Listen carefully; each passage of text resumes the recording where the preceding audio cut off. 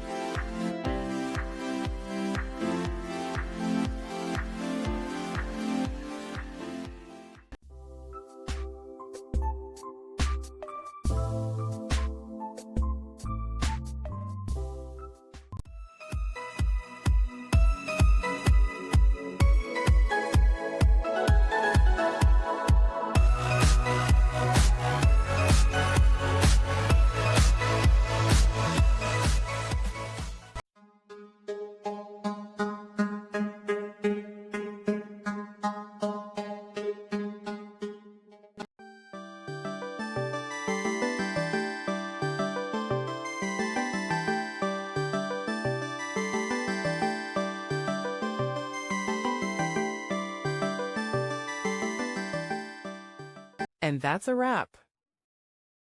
I hope you found the answer you were looking for. If you did, take a second to hit that subscribe button. It really helps out. And let me know in the comments which solution worked best for you. See you next time in the debug zone.